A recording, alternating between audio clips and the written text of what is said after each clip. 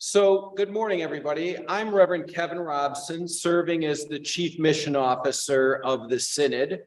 You're getting me today instead of President Harrison, who is on a very tight schedule. I think I've been sent as his shaliach, his authorized ambassador this morning to be with you, and it is a pleasure to be with you. I'm going to attempt here in the next few minutes to give you a very quick tour of what's happening around the Synod, which is just splendid what the Lord has blessed us with, both in opportunities and ongoing work and activities, both here and around the world.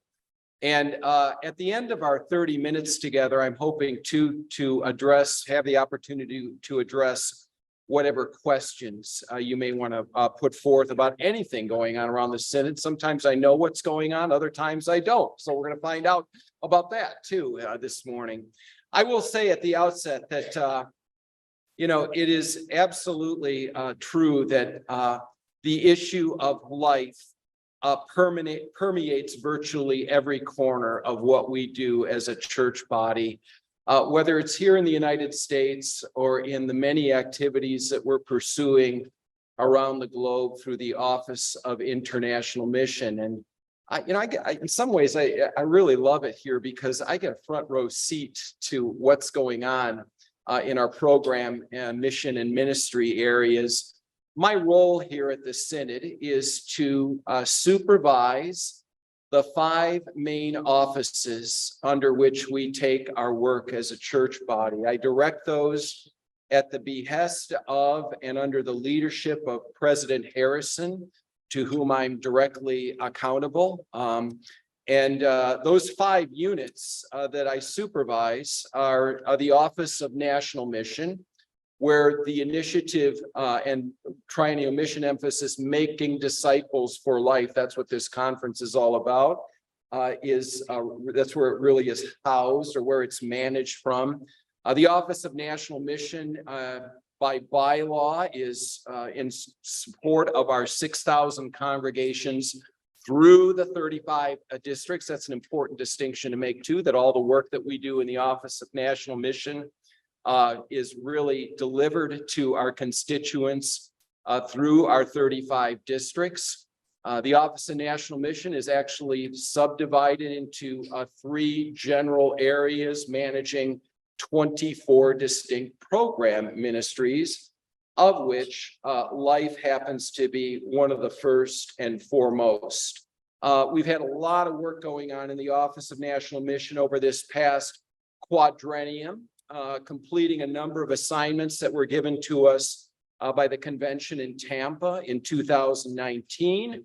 As you might imagine, in these final months in the run-up to the 2023 convention in Milwaukee, starting in late July this coming summer, we've putting the finishing touches on a number of reports and significant activities and assignments that were given to us by convention.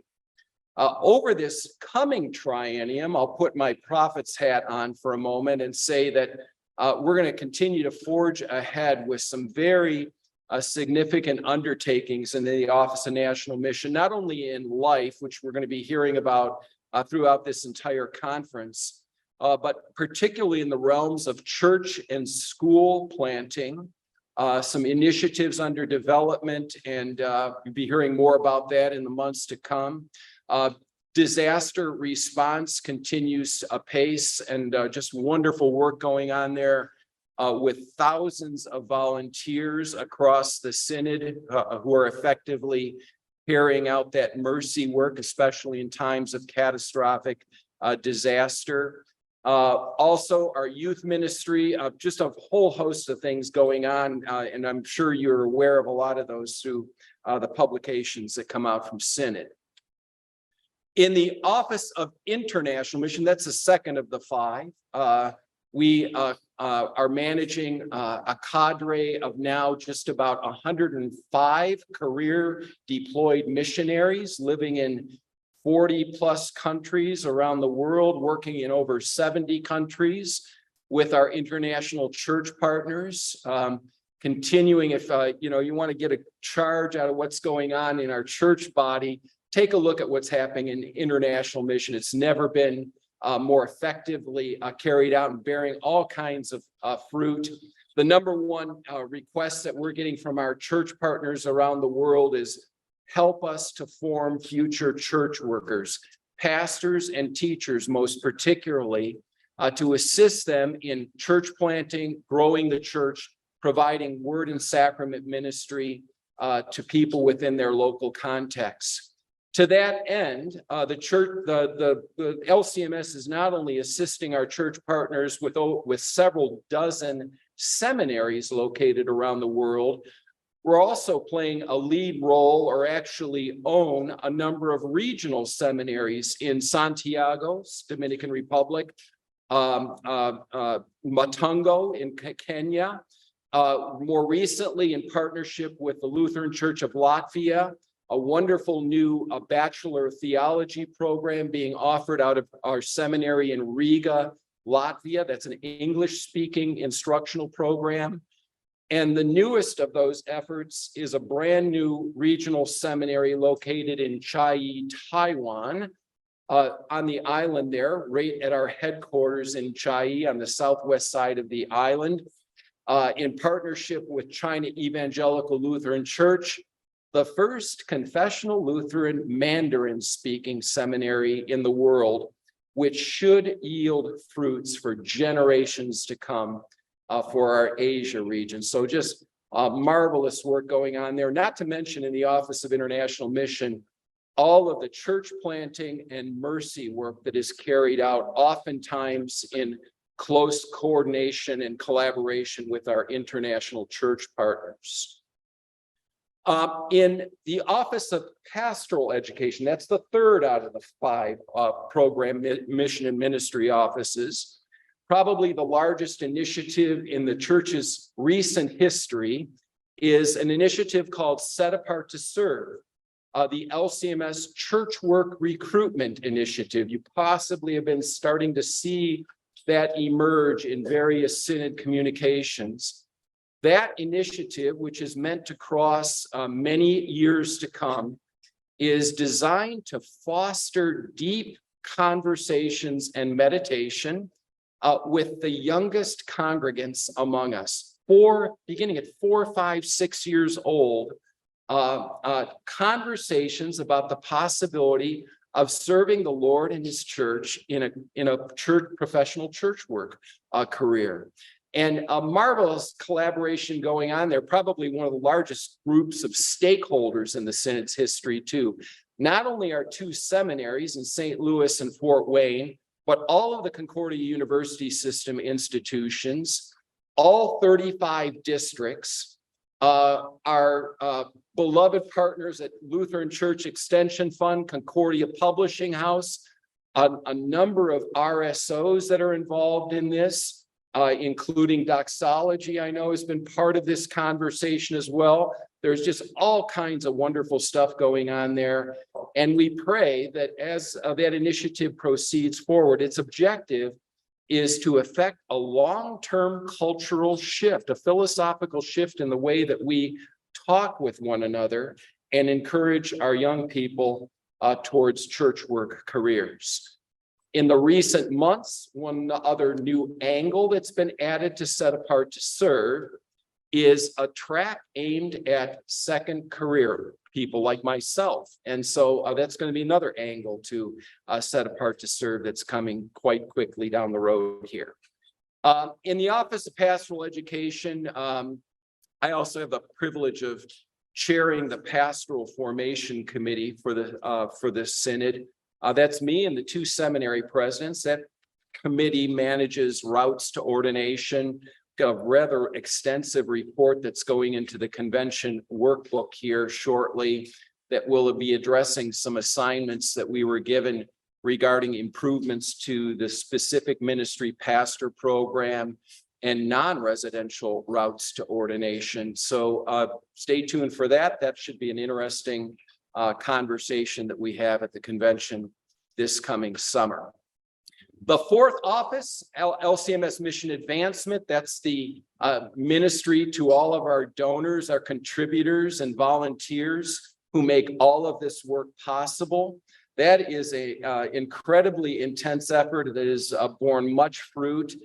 Our desire there is not simply to look at our donors as ATMs who are forking over cash. That's not the objective at all. It is to assist our contributors in becoming engaged in the life of the church, even beyond, and most importantly, of course, their local context, congregation, school, and how they're supporting their ministry in local context, but how they might see themselves projecting their baptismal identity through the entity known as the Lutheran Church Missouri Synod. And thinking in terms of a wider scope, how we are advancing the gospel rightly preached and properly administered through the sacraments to literally millions of people, changing people's lives forever by introducing them and connecting them with Christ and the church. And that has been a marvelous journey that we've had over these past years. I will say that some of the things that way in which we approach those relationships with our donors are rather unique. It's based on the concept of appreciative inquiry. We spend a lot of time with our contributors about how they see the future of the church, where they'd like to see it go, and ensuring that they realize the impact that they're making in their volunteerism and contributions to our common life and mission together. Right now, what we're doing in mission advancement, we've engaged the services of an outside consultant in an effort, a bit of a continuous improvement effort to make what is already a world-class organization even better, if you can imagine that. And so I'm expecting that study, that initial study, to be done here before the end of our fiscal year, June 30. And I suspect we'll be seeing some opportunities for some new and creative means of connecting our donors to the church's work, which will have a great impact, I hope, on our life ministry unit as well. Then the fifth unit is LCMS Communications. That's the department here in the IC that's tasked with managing all of our print and electronic media. The flagship print publications, Lutheran Witness, one of the oldest print periodicals in the United States. It's still continuing after over a century of work there.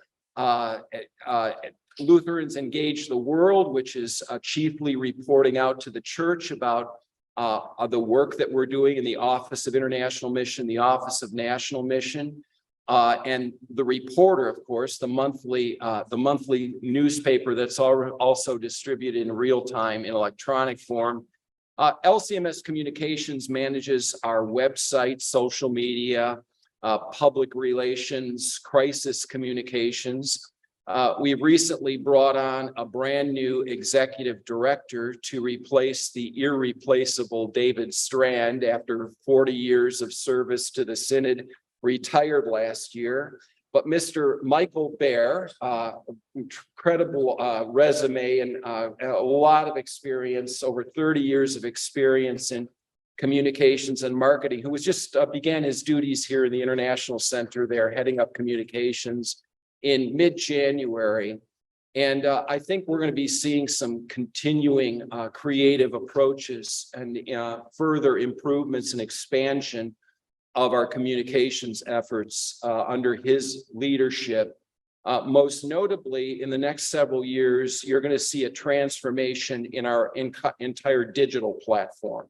The opportunity there is to connect and expand our reach amongst LCMS audiences so that people remain very well informed about all aspects of our mission and ministry efforts and see themselves as part of the church body, which is to which we've all been privileged and benefited as we live life together. So Those 5 units, by the way, you know, in any given fiscal year in the Synod, if you want to put dollars on this, expends about 80% of our operating budget, our Synod's operating expenditures in any given year. The other 20% is things like accounting and information technology and human resources, all those things that are absolutely necessary to keep us working well together. But it's, I think, a good sign and testimony of our desire to be good stewards of these abundant resources that God has granted us, that we're pushing that kind of a percentage directly into program ministry where we're impacting people with the gospel. I was talking with our group that was here yesterday, our specialized pastoral ministry group, about the fact that sometimes it's easy to look at this place and say that it's a corporate enterprise and fall into all of this business speak and thinking about structure and budget and strategic plans.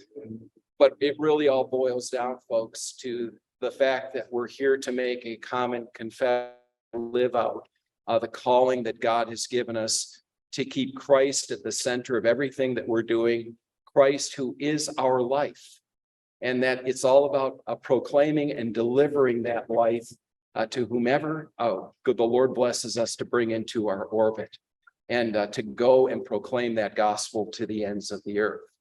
So with that, with a whirlwind maybe overview of some things that are going on, I would like to open it up to questions. What's on your mind these days? And maybe I'll do my best to try and give answer to anything that happens to be on your mind, connected to life or what's going on in the Synod these days.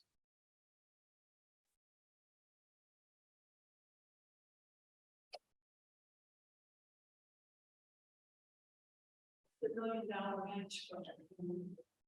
Yeah. Just so happens that last night I was reviewing a collection of applications in phase 3 of the $1 million life match. I signed off on another $250,000 in grants last night.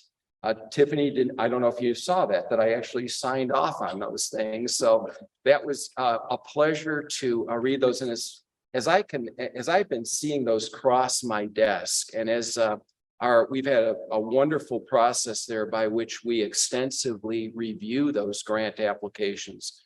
We've had, I don't know, Tiffany, could you tell us how many of those grants have been awarded thus far, give or take? Above 50, 53, 55 awards made, and this new phase will add another 25 plus. Great, yeah. But the phase 4 yet to come.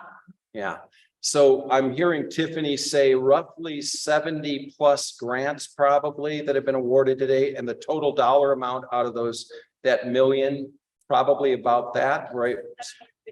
About $750,000 that's been awarded thus far. So wonderful impact at a very local level that has been made there in a whole host of different approaches that congregations, RSOs, and local LCMS groups have undertaken to deploy those resources. It's been good.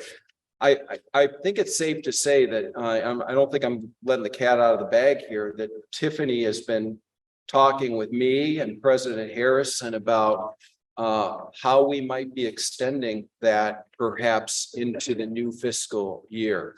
That once we tap out the initial $1 million, based on the generosity of our contributors to Mercy and Life Ministry, the Lord again has blessed us with a tremendous well of resources right now. And as long as the church is satisfied that we're making an impact with those, I think there's no reason not to continue. So we pray that that would be the case. Yeah. I saw another hand up. Yes, please. I was wondering, has there been any thought of resurrecting the sanctity of the life committee? I sat on that for probably 10 to 15 years. Okay, and her successor. And it brought together seminary representatives from universities, Lutherans for Life, and others. Yeah. The question I should be repeating these questions for the benefit of our online viewers, but the question from Kevin here was, is there any thought to resurrecting what had been the Sanctity of Life committee that been operative for a number of years together here? I don't know. The answer is I don't know. That might be something to certainly think about. I think it's fair to say, Kevin, that over the course of these last years, as we've seen opportunity to form standing groups for specific purposes, we have not shied away from doing that. So I would encourage you, brother, to make the case with our Deaconess Maynor and see if that might be something that we should be pursuing in the future, those kind of alliances. Absolutely. What else this morning?